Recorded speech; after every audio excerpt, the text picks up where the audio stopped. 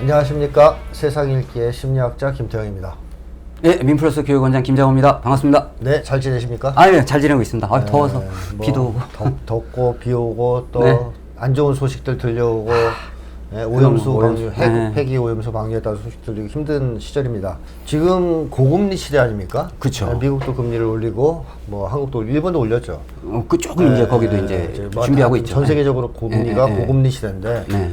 가계부채가 왜 느느냐. 네. 상식적으로 보면 네. 금리가 올라가면 부채가 좀 줄어야 되는 거 아닌가 그쵸. 싶은데요. 네. 근데 왜 그럴까요?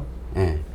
그러니까 이게 가계부채가 그 올해 4개월 연속 네. 가계부채가 는 거예요. 그러니까 작년 하반기에는 오히려 가계부채가 줄었거든요. 근데 이제 올해 들어서 가계부채가 늘었어요. 작년 하반기에는 가계부채가 왜 줄었을까요? 이제 그 집값이 떨어지고 일단 집값 떨어지고 또 안 팔리고 또 대출도 안 해주고 그럼 뭐 돈을 빌려야 집을 사니까요. 이제 이런 데 이제 빡빡 막혀가지고 이제 사람들이 가계부채를 큰일 났다 이래갖고 이제 줄이는 이제 이런 분위기였는데 올해는 다시 늘리는 거예요. 부채가 늘어나니까. 이제 그게 이제 어느 정도냐면은 지금 기준금리가 우리가 3.5%거든요. 예. 그리고 은행권의 평균 금리가 한 4.81 정도 돼요. 네. 그러니까 이제 금리가 거의 5% 가까이 되는 거잖아요. 네. 그러니까 비싸단 말이에요. 그러면 이제 빚을 내기 힘들잖아요. 그렇죠. 그런데 4월 달에 주택담보대출이 네. 2조 3천억 늘었고 5월 달에 4조 2천억 늘었고 6월 달에 5조 8천억 늘었고 7월 달에 6조억 늘었고 계속 4개월 계속 빚이 느는 거예요, 지금. 그러니까 이제 언론에서 난리예요. 이자가 많은데도 대출을 계속 하고 있다. 네, 이 규모 보세요. 이게 장난 아니죠. 기하급수적으로 늘고 있네요. 네. 왜 이렇게 대출을 많이 하는 걸까요, 사람들이? 하여튼 대출을 많이 하는 이유는 정부가 돈을 많이 빌려줘서 그렇죠. 정부가 돈을 많이 빌려서. 이제 그런 건데 그게 이제 규모가 네. 지금 이제 굉장히 심각합니다. 어느 정도냐면 여기 이렇게 그래프에 보시면 이게 이제 누적된 빚이잖아요. 여기가 이게 이제 GDP 대비 105%예요. 우리나라 국민들이 100만 원을 버는데 빚이 105만 원이라는 뜻이잖아요. 그러네요. 네. 그러면은 아까 이제 그 빚이 줄었다 그랬는데 보세요. 2010년도, 11년도에 보시면은 한 85조 정도 평균. 요거 이제 13년도까지 하면 한 75조 정도가 평균이었어요. 그다음 2015년에서 17년 가면은 거의 이제 뭐 한 그 110조 정도 돼요. 그러다가 코로나 터졌을 때 그 2020년에서 21년 180조까지 갑니다. 지출이 많았어요. 그러니까 거품이 빡 올라온 거잖아요. 그러다 난리가 난 거잖아요. 그리고 대출 딱 안 하기 시작하니까 67조까지 줄은 거예요. 근데 올해 또 늘었다 이거예요. 흐름이 이렇게 작은 흐름을 아시겠죠? 4개월 사이에 늘었다. 그럼 전체 규모가 어떻게 되냐면은 은행권 대출이 지금 1조 1068조예요. 그러니까 1천조 정도 돼요. 가계부채가. 그럼 비은행권도 한 1천조 돼요. 그러면 요게 한 2천조라는 거잖아요. 요거는 공식 통계예요. 공식 통계가 2천조. 그렇게 해서 이제 GDP 대비 105%다, 6%다, 막 이렇게 한 거죠. 그럼 지금 우리나라가 세 번째예요. 전 세계. 105%로 잡으면 이제 스위스가 1등, 호주가 2등, 우리나라가 세 번째예요. 부채 많은 게? 네, 가계부채. 가계부채를 따졌을 때. 근데 이제 여기는 뭐가 빠져 있냐면 전세 대출이 빠져 있어요. 그래요? 왜 전세 대출을 왜 포함시키지 않나요? 그 이제 뭐 이렇게 통계를 잡을 때 전세는 그냥 어떻게 뭐 빼고 해요, 우리나라는. 근데 그 전세 대출 규모가 1,000조예요. 그러면 총 전체 가계 대출 규모가 3천조 규모죠? 3천조. 그래서 전세 대출을 합치면은 GDP 대비 157%예요. 그러니까 우리 국민들이 100만 원 버는데 자기 빚은 157만 원이란 뜻이에요. 현재. 그러니까 빚을 많이 내서. 그럼 전세 대출까지 합치면 얼마냐? 넘버원. 세계 1위다. 가계부채 세계 1위. 이렇게 되는 거죠. 그러니까 이 정도로 규모가 지금 심각합니다. 이유가 뭘까요? 왜 이렇게 가계부채가 확 급증했죠? 그게 뭐냐면은 윤석열 정부의 집값 저지 정책 때문에 그래요. 집값 떨어지는 걸 막으려고? 그러니까 이제 돈을 빌려주는 거예요. 그러니까 이제 지금 그 집값이 이렇게 너무 빨리 떨어지면 이제 그 부채 폭탄이 터지잖아요. 그리고 집값 이제 떨어지면 이제 그 집 가진 사람들이 아우성을 칠 거 아니에요. 그러면 어떻게 해요? 총선에 영향을 줄 거 아닙니까? 총선에서 표가 떨어질 수 있다. 그러니까 그 전에 어떻게든지 집값이 이렇게 수직으로 떨어지는 걸 막기 위해서 천천히 떨어지게 하기 위해서 돈을 풀어서 집을 사게 하는 겁니다. 그러니까 가계부채가 느는 거예요. 문재인 정권은 집값이 올라가서 표를 잃은 정권 아니에요? 그렇죠. 근데 윤석열 정권은 집값이 떨어지면 오히려 표에 이득이 된다고 생각을 못 합니까? 그러니까 그 이제 사람마다 주장이 다르고 또 생각하기 나름인데 네. 원래 집값이 떨어지면 좋죠. 왜냐면 무주택 서민들이 일반 서민들은 서민들이 좋죠. 네. 근데 집값 떨어지면 손해 보는 사람들이 있는 거죠. 그렇지 이제 있는 사람들.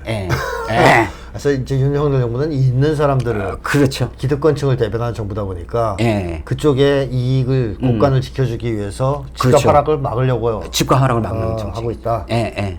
그래서 어떻게 해서 막고 있습니까? 그게 이제 지금 그 대표적인 게 이제 윤석열 정부가 이 집값 떨어지는 거를 급격하게 떨어지는 걸 막기 위해서 쓰는 이제 정책이 특례 보금자리론과 특례 역전세론이라는 자금을 푸는 겁니다. 특례 보금자리론과 네. 특례 역전세. 예, 이 두 가지 돈을 풀면서 네. 이제 이 집값이 떨어지는 것을 지금 막고 있는 거예요. 이게 옛날에도 있었어요? 이런. 예, 옛날에도 저기 특례 보금자리론이라고 이제 좀 있었고, 그다음에 작년 하반기에도 이제 그 사람들이 이제 부채가 너무 이제 힘드니까 네. 이제 그때는 이제 그 자기의 기존 대출이 이제 뭐 이렇게 변동금리를 고정금리로 바꿔준다든가 이걸 이제 차환 대출, 그러니까 대출 구조를 차환해 주는 거죠. 이런 의미에서 이제 보금자리론인 걸 그래서 이름이 보금자리론이에요. 근데 이제 특별하게 해준다. 특특례. 예, 그래서 이제 특례라는 말을 쓰면서 올해 1월 30일부터 얼마를 풀었냐? 44조를 풀기 시작해. 올해 9월까지. 오, 많이 풀었네요. 그러니까 2월부터 9월까지 7개월이죠? 네. 이제 8개월이죠? 이 동안 44조를 푼 거예요. 갖다 써라. 근데 금리는 낮다. 싸게 줄 테니까. 싸게 줄 테니까, 네. 가져가라. 예. 한마디로 사람들한테 네. 빚 더 내서 예. 뭐 집 사라. 예. 뭐 이렇게 얘기한 거네요? 예, 그 특례 보금자리는 난리가 났어요. 그래요? 네. 싸니까. 예. 아니, 우리 저기 지금 한국은행 기준금리가 3.5%인데, 네네. 처음 시작할 때 특례 보금자리론 금리가 3%로 시작했어요. 지금 이제 너무 많이 나가니까 이제 좀 4%대로 이렇게 올리기도 했는데, 3% 오른가 막 난리, 꺾고 그거 받으려고 줄 서고 이랬어요. 그거 안 받으셨는가 뭐 그러네? 저는 이런 거 진짜 진짜 소식이 늦어갖고. 그래서 기사도 있군요. 네. 특례 보금자리론을 시작한 첫날에 수천 명이 접속했다. 네. 복주했다. 네. 난리가 났네. 이거 그게 보고. 이제 아까 2조, 3조, 6조 이렇게 막 나가는 겁니다. 그렇게 해서 44조가 나간 거의 소진 다 됐어요. 그 40조가. 거의 다 썼어요. 거의 다 썼어요. 지금 좀 있으면 9월이잖아요. 네. 거의 다 썼어요. 그럼 나는 왜 안 받았을까요? 그러니까 이렇게 해서 40조라는 이 어마어마한 돈을 풀어서 그걸 빌려갖고 집을 샀으니 집값이 그냥 이제 올라가고. 살짝 올라가지 않더라도 멈추거나 조금 올라가거나 하락을 멈췄다. 이런 상황에서 그래서 벌어진 집값 거죠. 하락이 지금 스톱. 이제 약간 이제 멈춰져 있는 거죠. 싸게 줄 원래 안 테니까. 빌려줘야 되는데 요즘 고금리고 특별히 또 빌려줄게. 가계부채도 많아서 하는데 그 이제 속에 가루가 있는 거죠. 근데 이거 집값 무지하게 떨어지면 나 총선에서 심각하거든요. 그러니까 돈 빌리니까 사세요. 이게 가루가 있는 거죠. 자, 그러면 어느 정도로 막 빌려줬어요? 이거 뭐 제한 같은 게 있잖아요, 원래 빌려줄 때. 예를 들면 주택대출 같은 경우에 DSR 40%, 뭐 이렇게 정해진 게 있지 않습니까? 그렇죠. 근데 그런 걸 어떻게 그대로 유지하고선 빌려주기 힘들지 않아요? 그렇죠. 그러니까 이제 그 말에 이제 특례라는 말이 뭐냐면 우회해서 밀려주는 거죠. 그래서 이제 원래 DSR 40이다 그러면은 자기 소득이 이제 그 100만 원이다. 그러면 이제 원리금 상환 이렇게 해주는 자기 빚을 갚아야 될 게 이제 40% 되는데 그렇게 되는 사람은 안 빌려주는 거죠. 그럼 이제 안 되잖아요. 이 사람 빌려줘, 그럼 못 갚는다. 그럼에도 불구하고 빌려줄게요. 그래서 9억짜리고 아파트 하나 사시는데 그 좀 이자 싸게 해서 5억까지 빌려줄게요. 그러니까 사람들이 5억을 빌려준다고? 9억 사는데? 그러니까 근데 이제 분위기가 잘 모르는 분들은 이거 집값 올라가는 거 아니야? 막 뉴스에서 그런 게 나오니까 사면. 그럼 이제 더 올라가기 전에 지금 사야지? 하고 빌려고 사는 거예요. 그래갖고 이제 9억 아파트 살 때 5억까지 빌려줘요. 그게 난리가 난 거죠. 이거를 받은 사람들은 그러면 서민들이 많이 있을 수 있겠네요. 서민들도 있어요. 그죠. 그러니까 두 종류가 있어요. 그러니까 이제 실수요자도 있고 그 다음에 이주택자도 있어요. 투기꾼들. 왜냐면 이주택자는 왜 사냐면 그 13 대책이라고 해갖고 그때 이제 막 다 풀었단 말이에요. 다 풀어가지고 이제 뭐예요? 지방에 있어도 저기 서울 집 살 수 있다. 청약 안에도 집 살 수 있다. 그 다음에 원래 그 저기 집을 1주택 정책이기 때문에 두 채 가지면 안 되잖아요. 근데 이사 가야 된다. 그러니까 2년, 근데 그 이제 3년, 4년 괜찮은 거예요. 그러니까 이쪽에 집을 사고, 요쪽에 이사 가는데 나 5년 걸려. 뭐 이러는 거죠. 그러니까 이제 그동안에 그럼 또 사는 거예요. 이런 식으로. 그러니까 그거 다 풀어줬으니까 괜찮다. 편법을 써서 샀다. 이런 식으로 해서 2주택자도 상당히 샀어요. 그 다음에 무주택자도 좀 사고. 이제 이런 방식으로 이제 집을 이제 늘리고 있는데, 그럼 여기서 이제 포인트가 되는 거를 이제 뭐라고 볼 수 있냐? 지금은 이제 아까 우리 부채 규모가 가계 부채만 거의 3,000조에서 네, 이제 네. 전세 합치면은 157% 정도 된다 그랬잖아요. 그 GDP에. 근데 이 규모도 규모인데 사실은 부채 상환 능력이 문제인 거예요. 그렇죠. 그래서 이제 DSR 규제가 들어오는 거거든요. 네. 왜냐하면 빚을 내서 갚을 수만 있다면 그렇죠. 뭐 얼마든지 빚을 내는 거예요. 뭐 누가 뭐라 그래요? 그렇죠. 근데 현재 우리 국민들 가계가 예. 빚을 더 낼 수가 없는 상태예요. 평균이 한 40%가 다 넘은. 사람들이 예, 부채 정도. 예, 지금 빚을 내고 있는 정도가. 아. 예. 이제 이런 정도인데, 그러니까 이제 여기 한번 보실까요? 우리나라에서 신용, 그러니까 금융권, 은행이나 이제 뭐 저기 보험회사 등등, 제1금융권, 제2금융권, 네. 이렇게 금융권에서 신용을 쓰는 사람들이 4,700만 명 정도 돼요. 네. 그 중에 빚을 낸 사람이 2천만 명 정도 되는 거예요. 반 정도 되는. 그러니까 반 조금 한 42%. 아. 예. 그럼 이제 은행권에다가 네. 이제 그 빚을 낸 사람이 1,977만 명이거든요. 네, 네. 예. 그 사람들이 대출 낸 액수가 이제 한 1,200만 원 되는 거예요. 근데 그 중에 금리가 오르잖아요. 네. 금리가 오르면 원리금 상환이 늘어날 거 아니에요. 그렇죠. 그래서 이제 DSR, 그래서 저 사람한테 더 빌려주면 안 돼. 안 돼. 이게 이제 규제에 들어가는데 이미 현재 175만 명이 자기가 100만 원을 버는데 100만 원을 다 빚을 갚아야 돼요. 통째로. 네, 어. 다 갚아야 돼요. 그러니까 그걸 DSR 100% 넘는다 그래요. 심각한. 그 사람이 175만 명이라고요. 금리가 오르면서. 그런 사람들이 예, 175만 명이나. 근데 이 사람들이 1인당 빚이 얼마냐? 근데 3억 780만 원 정도. 그러니까 3억 정도의 빚을 끼고 있는 사람이 자기가 100만 원을 버는데 100만 원 다 갚아야 되는 사람이 175만 명이라고요. 이 사람들은 못 갚을 거 아니에요. 어? 못 갚지. 못 갚죠. 갚으면 이제 먹고 살 수밖에 없고. 그렇죠. 죽어야 되니까. 그러니까 이제 이게 무너지는 거죠. 이런 사람들에서 이제 연체가 나오고 파산이 나오고 하는 거거든요. 그 다음에 이제 자기가 100만 원 버는데 40% 이상, 40만 원 이상을 은행에 갖다 줘야 되는 사람. 이건 또 만만치 않아요. 이런 사람이 624만 명. 624만 명. 이 사람들은 보통 한 1억 정도 빚을 지고 있어요. 그러니까 2억 9천만 원이니까 2억. 거의 2억. 그러니까 624만 명이 2억 정도. 2억 정도의 빚을 지고 자기가 100만 원 벌면 40만 원 이상을 내고 40, 있다. 50, 60 정도를 은행에 갖다 줄 사람이 624만 명이다. 그러니까 이게 뭐야? 부채 상환 능력이 안 된다는 거거든요. 그러니까 국민들이 빚을 낼 수 없는 상태예요. 합치면 800한 30만, 40만? 그렇죠. 거의- 그러면은 1,900만 명 빚을 낸 사람 중에 이 상태인 그러니까 빚을 더 낼 수 없겠죠. 이게 딱 그 그렇죠. 숫자만 대충 봐도. 예. 근데 거기다가 빚을 더 내라고? 대출을 해줄 테니 내서 집을 사라. 그러니까 가계부채가 늡니까 안 늡니까? 늘죠. 늘지요. 이 사람들한테는 원래 안 해줘야 되는데 해줬다라고 하면 결국 정부에서 이 사람들을 파산으로 몰아가는 거라고도 볼 수 있겠네. 너 망해라. 언젠가는 파산이 되죠. 그죠? 언젠간 될 거 아닙니까? 그러니까 이 얘기가 뭐냐면은 네. 그 고소득자나 다주택자 이런 사람들 집값 떨어지면 손해 많이 보니까 여러분 실수요자를 돈 빌려줄 테니까 더 떨어지기 전에 사서. 지금 집값 올라간다고 사기치면서 지금 사세요 하고 돈 빌려주고 그러니까 이 사람들이 들어가서 집값 내려가는 걸 막아주고. 서민들이 막고 있는 거예요 지금. 그러니까 아주 그 극소수의 그 집 투기꾼들, 그렇죠. 이 장사꾼들, 그 기득권층을 위해서 네. 또 서민들을 갖다가 유혹해서 그렇죠. 부채의 늪에 빠뜨리는 거다. 그렇죠. 이렇게 볼 수 있는 거네요. 그러니까 이거는 정부의 정책이라는 말을 붙여야 될지 경제 정책이라고 말할 수 있는 건지에 대해서 상당히 이제 문제점이 있는 겁니다. 이게 약탈이죠. 예? 거의 약탈에 가까운 거예요. 약탈이죠, 사실은. 약탈입니다. 예, 예. 없는 사람들 약탈해서 부자들 주머니 채워주는. 그렇죠. 이게 이제 이렇게 이동을 하는 거죠. 그렇죠. 왜냐면 은행을 통해서 다 가니까. 그렇죠. 그럼 은행에다 갚아야 되잖아요. 합법적인 방식을 가정해서 예. 국민들을 약탈해서 예. 소수 기득권층에 배를 불려주는 짓을 예. 대놓고 하고 있다. 예. 이렇게 여기서 한 가지 더 확인해 볼까요? 이렇게 하다 보니까 어느 상황에 걸리냐면 지금 정부에서 특례보금자리론을 이제 40조를 네. 44조 풀었다 그랬잖아요. 거의 9월까지. 그래서 2월 달에 7조 원 나갔어요. 3월 달에 5조 원 나갔어요. 네. 그다음에 4월 달에 3조 원. 5월 달에 3조 원.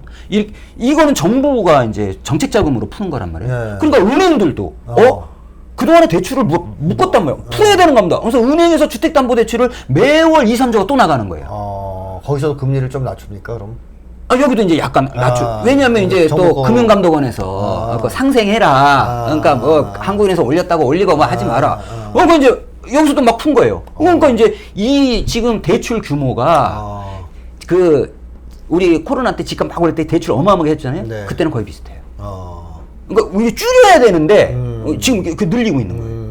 그래놓고 엊그제는 또 이게 이제 이 빚이 너무 많이 늘었다는 게 계속 지금 문제가 되고 있어요. 그러니까 이제 뭐라 그랬냐면은 은행들 왜 이렇게 대출 많이 해줬냐? 지가 이렇게 만들어 놓고. 그러니까 이게 굉장히 이렇게 좀 뻔뻔스러운. 윤석열 정부의 특기죠. 자기가 저질러 놓고 남한테 욕하는. 자, 그러면 역전세론? 특례 역전세론도 역전세론. 말씀을 하셨잖아요. 그거는 어떤 건가요? 특례 역전세론이 뭐예요? 지금 전세 관련해 가지고 세 가지가 문제가 되잖아요. 전세 사기, 깡통 전세, 그다음에 역전세. 이 세 가지가 문제가 되는데 전세 사기는 뭐냐면 제가 예를 들어서 이렇게 말씀드리면 이제 제가 아는 친구의 아들이 이제 대학교를 들어간다고 해서 이제 그 학교 근처에 이제 빌라를 얻었어요. 아까 이제 계약을 맺었단 말이에요. 전세 계약을 맺었단 말이에요. 근데 그 사람이 주인이 아닌 거예요. 아, 그렇죠. 그 자살하고 막 그러잖아요. 네, 주인이 아닌 거예요. 이제 이런 게 전세 사기잖아요. 또는 이제 뭐 인천 여기서 보면 이제 뭐 저기 빌라왕. 근데 얘가 바진 거잖아요. 바지 사죠. 갖고 딱 사인하고 얘는 튀거나 나중에 보면 이제 시체가 떠오르고. 근데 그게 막 50세대, 100세대 막 이런 게 이제 전세 사기인 거지. 이게 이제 피멍드는 게 하나 있고. 이게 이제 전세 관련돼서 지금 우리 서민들이 이제 멍들고 있는 첫 번째 사건 중에 하나고. 그다음에 깡통 전세는 뭐냐면요. 10억 주고 이제 아파트를 샀어요. 그래가지고 이제 9억을 전세를 끼고 샀어. 그러니까 1억은 은행에서 대출을 내고, 그 다음에 9억은 전세를 주고, 갖고 10억짜리 샀어요. 근데 지금 집값이 7억이야. 떨어져가지고. 그럼 전세는 9억인데, 집값은 7억이야. 그 무슨 얘기냐면은 집값이 전세보다 더 떨어진 거잖아요. 싸다. 그러니까 집을 팔아도 못 갚아. 이걸 깡통 전세. 깡통 전세라고. 그럼 역전세는 뭐냐면, 그 1억 대출 받고, 자기 돈 한 푼도 없어요. 근데 1억 대출 받고, 그 다음에 9억 전세 끼고, 그래갖고 이제 10억짜리 샀어. 근데 집값은 10억이 안 내려갔어. 다행히. 다행히. 근데 전세값이 7억으로 내려갔어. 그러면 이제 그 전세 나간다 그러면은 2억이 모자라잖아요. 그렇죠. 이 상황인 거죠. 그걸 역전세라고 그래요. 그걸 역전세라고. 근데 이게 어마어마해요, 지금. 전세값이 막 몰려오고 있습니다, 역전세가. 전세값이 떨어진 이유는 집값이 하락했기 때문인가요? 그 사이에? 그렇죠. 그렇게 해서 전세를 끼고 집을 막 샀던 사람들이 부채가 늘어났겠다 이런 거죠. 돈을 돌려주게 늘어났으니까.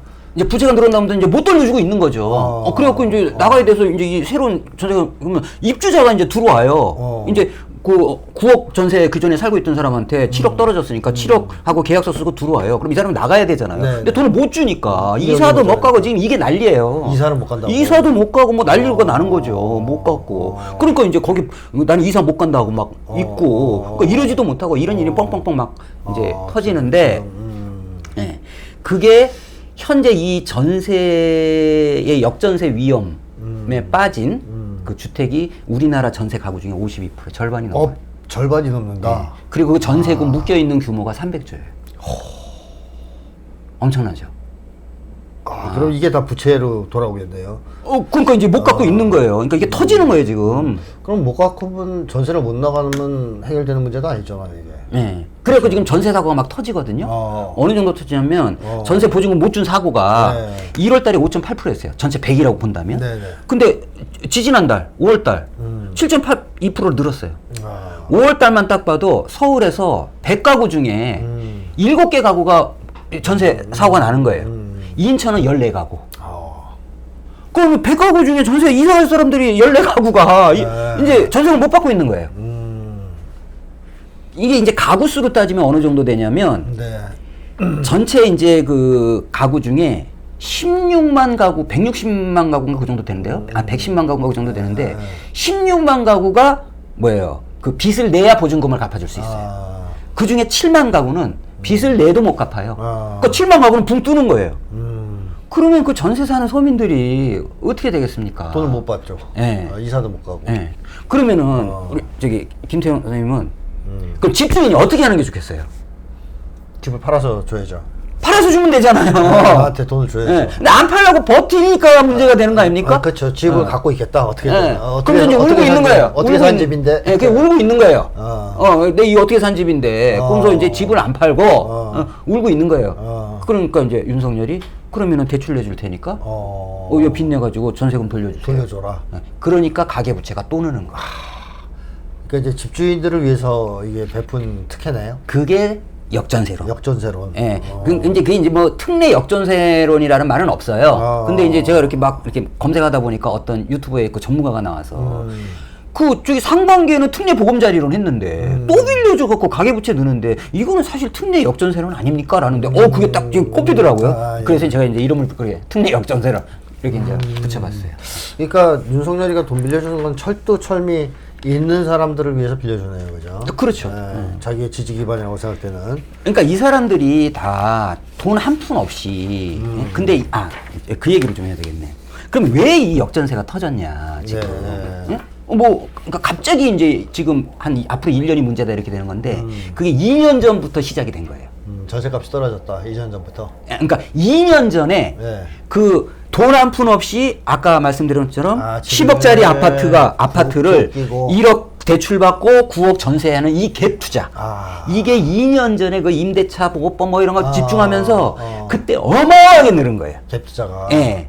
그게 이제 아까 말씀드린 이제 300조 규모가 된 거거든요. 네네. 근데 지금 2년이 지났으니까 계약서 다시 써야 되잖아요. 네. 계약서 다시 쓰려면 뭐예요? 9월 달이 만기면 7월부터 써야 되잖아요. 그래서 7월부터 터지고 있는 거예요.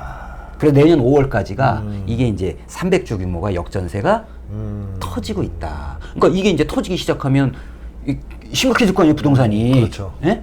그러니까 이제 이걸 막아야 돼요. 작년에 갭 투자를 사람들이 많이 했던 것도 뭐 정부에서 돈 풀어서 많이 한 건가요? 그때요? 네. 그쵸. 그때 이제 계속 대출을 내줬으니까요. 갭 투자 해라. 집값 올라갈 거다. 그래서 사람들이 이제 신나게 했는데. 그러니까 올라갈 거다 보다 그 당시는 그걸 막으려 했어요. 근데 이제 그 부동산 이쪽 세력과 그다음에 문재인 정권의 싸움에서 문재인 정권이 진 거죠. 못 피하더라고요. 그때 그 저기 국토해양부 장관이 누구예요, 그거? 하여튼 그 여성분 있잖아요. 싸우다 진 거예요. 실력이 딸리니까. 무릎을 꿇은 거죠. 그러니까 이제 부동산 가격이 오르고 거품이. 근데 그 핵심이 뭐였냐? 대출이었던 거예요. 그럼 대출을 막았어야 되잖아요, 그때도. 그렇죠. 근데 그걸 못 막고 있다가 이제 그 2022년 그때부터 막기 시작하면서 집값이 떨어진 거예요, 사실은.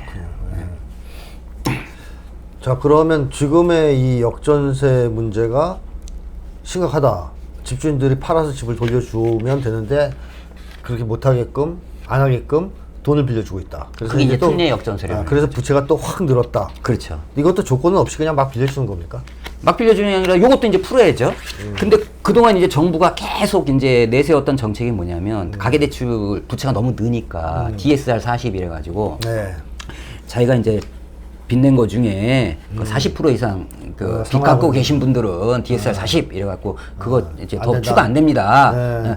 이거 아주 정책을 고수해 왔어요. 네. 근데 이제 빌려줘야 되잖아요. 그렇죠. 근데 DSR 그건 이제 자기가 안 풀겠다고 공언을 했기 때문에 여러 차례. 이거 풀 수가 없는 거예요. 그래서 이제 뭘 푸냐면 DTI라는 걸 푸는 거예요. DTI. 이걸 이제 60%까지 푸는 거죠. 60%. 네. DTI가 뭐죠? 그러면? 그러니까 이제 DSR은 뭐냐면 자기 총 소득 중에서 총부채. 총 부채의 원리금을 얼마나 갖고 있냐. 원리금. 예, 이걸 이제 40% 갚으면 DSR 40, 60% 갚으면 이제 60% 이렇게 해서 100만 원 중에 40만 원, 60만 원 이렇게 계산한단 말이에요. 근데 DTI는 뭐냐면 주택 관련 주택담보대출 받으면 원리금 분할 상환을 하잖아요. 네. 그래서 원금하고 이자. 네. 그다음에 다른 신용대출. 그 부분은 이자만. 요래 갖고 다 합쳐서 계산을 해봤더니 네. 이제 그 100만 원 중에 40이냐 60이냐 요렇게 따지는 거예요. 그래서 40 넘으면 요것도 40 넘으면 안 된다 이렇게 돼 있어요. 네. 근데 그걸 이제 60으로 이렇게 완화해줬다. 완화해준 거예요. 네. 그렇게 해서 네. 돈을 갖다가 막 던져줘가지고 네. 지금 가계부채가 막 기하급수적으로 네. 4개월 동안 늘었다. 네. 알겠습니다. 그러니까 이제 사실은 이 역전세 낀 이제 집주인들이 그냥 자기 집 팔아서 그냥 갚아주면 될 텐데 네. 그걸 붙잡고 있으면서 빚을 낸단 말이에요. 네. 그럼 DTI 60%를 이제 풀어준다 하는 게 이제 어느 정도 되냐? 예를 들어서 이제 이 사람이 연봉이 한 5천만 원 정도 버는 사람이에요. 이 사람이 근데 그러면은 현재 그 DSR 40에 묶여가지고 이제 빚을 이렇게 하려면은 3억 5천만 원 정도 받을 수 있어요. 네. 예. 그런데 이거를 DTI 60으로 풀어주잖아요. 네. 그러면은 1억 7,500만 원을 더 받을 수 있어요. 아, 그러니까 얼마를 받느냐? 5억 2,500만 원까지 받을 수 있는 거예요. 그러니까 이제 3억짜리를 5억 2,500만 원 늘려준 거예요. 네. 이게 이제 DTI 60으로 풀었다 이렇게 얘기하는 거예요. 그렇게. 그럼 이제 빚내서 보증금 내주세요. 얘기하는 거죠. 하여튼 이런 짓을 해서 지금 부채가 급증하고 있다. 가계부채가. 그렇게 보면 되겠습니다. 네. 자, 일단 여기까지 하고 다음 주에 다시 얘기하기로 하죠. 네, 수고하셨습니다. 마치겠습니다.